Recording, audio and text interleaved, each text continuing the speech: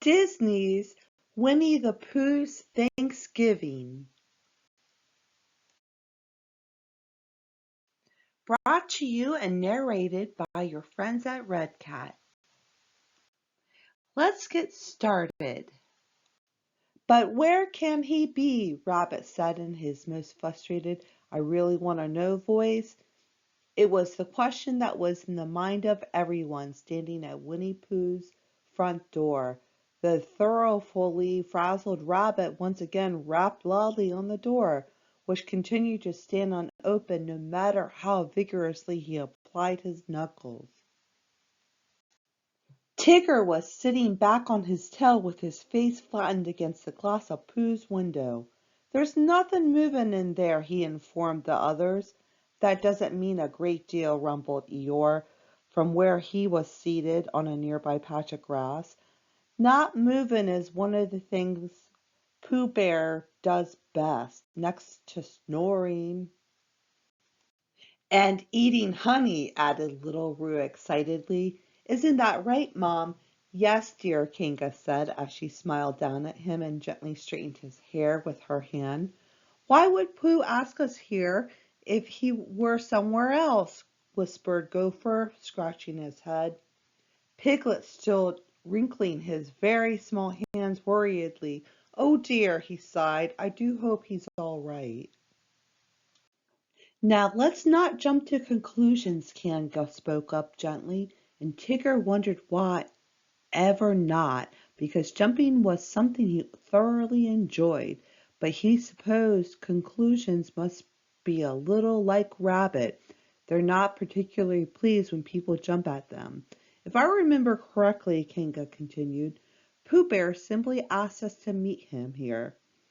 He didn't mention where. Very nice of him too, remarked Eeyore. He obviously didn't want us to feel bad if we couldn't find the right place, so he kept the location a secret. But we're making progress, hooted Tigger. We know for sure it isn't exactly here. And he pointed to the door. Now, Rabbit sighed, if we could only think of the place where Pooh is. Perhaps you just did, rumbled Eeyore. Pooh was certainly thinking about something when he called us together. And Pooh Boy always does his best head work, continued Tigger.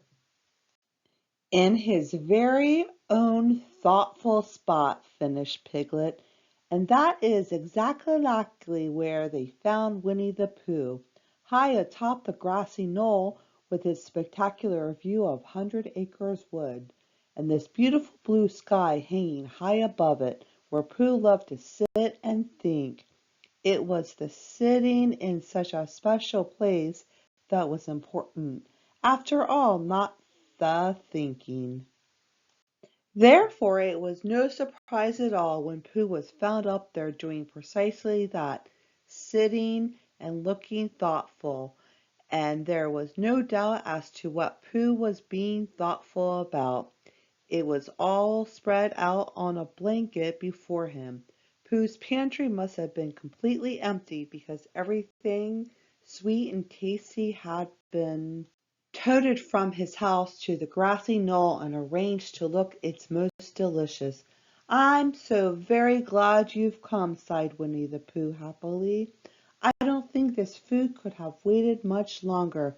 Neither could I, he added with a smile. Then let's not waste a moment more, announced Rabbit, and they all sat down to eat. I'm very glad to see you at last, said Pooh. I hope I haven't brought you too much to eat. No such thing as too much to eat when eating is the name of the game, chuckled Tigger as he happily rubbed his paws together. Is eating the only reason you called us together, Pooh Bear? Asked Al.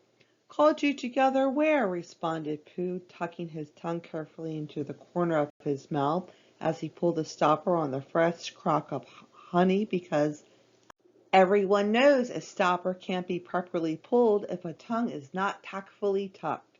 Why called us here, Pooh? Squeaked Roo. Did I do that? Said Pooh. so surprised by the idea that he waited an extra second or two before pouring an extra large dollop of honey into his mouth. "And you certainly did," answered Gopher, "and what we want to know is why you did it. Not that it wasn't an excellent idea, Pooh dear," Kinga added gently. "Well," murmured Pooh in a thoughtful sort of voice as he gently tugged on an ear with his honey-smeared paw, "it must have been this morning when I sat down for breakfast." Pooh explained how he was suddenly very aware of how special breakfast could be because, like so very many things, sunsets and birthdays, surprises and nap times, hugs and extra dessert, a breakfast was more than just today. It was an always there when a bear needed it sort of thing. "You mean you were grateful, Pooh?" asked Piglet in a very quiet voice when his friend had finished. "Why, yes, Piglet," smiled Pooh. "That is exactly, and it was such a wonderful thank you very much feeling, and so very, very large that I knew it was something I had to share with those I am most grateful for." "And what sort of those do you mean, Pooh?" wondered Owl. "Why, you all, of course," exclaimed Pooh, "my very best and dearest friends." "Well," sniffed Rabbit, "I'm certainly grateful that you thought of it." "And what are you grateful for, Piglet?" Pooh inquired politely as he put his arm around his friend's very small shoulders. "Well," Piglet nervously, and then continued in a rush, "for a very small animal, I have a great deal to be grateful for, and having a lot to be grateful for is, when you come right down to it, a lot to be grateful for," Piglet finished, quite out of breath. When the question of gratitude was put to Rabbit, he explained what he was primarily thankful for, besides his many very good friends, of course, was that a seed had extremely good sense to sprout when he planted it in his garden. "I'm grateful that the ground looks as good from underneath as it does from on top," whispered Gopher. "Yes, sirree." Tigger expressed his gratitude that downing through the air was just as splendoriferous as upping. "The item for which I am indeed most thankful," announced Owl in his most dignified voice, "is that I always remember in the nick of time to land on my feet and not on my face." "I'm grateful just for the chance to be grateful," rumbled Eeyore. "If that's all right with everyone, that is." Everyone agreed that it was, indeed, quite all right with them. Kanga and Little Ruth said they were grateful for each other at exactly the same time, and at the very moment Christopher Robin arrived. Christopher Robin, quite out of breath, said, "I'm terribly sorry to be so late, Pooh Bear. What exactly are we all doing up here?" "We're having a feast and telling each other what we are grateful for," said Pooh. Then Pooh surveyed the blanket and realized that there wasn't a single smackerel of anything left to eat. "You missed the feast part, I'm afraid," he told Christopher Robin sadly. "That's all right," laughed Christopher Robin. "I can still do the other." Then he stood up straight and began to speak in a very grown-up voice. "I'm very grateful for having the opportunity of finding you all here together, so I can invite you to join me for Thanksgiving dinner. All you can eat and more," Christopher Robin assured him. "Isn't it wonderful?" said Pooh as he rubbed his tummy. "That's Thanksgiving dinner is something we're all warmed up for."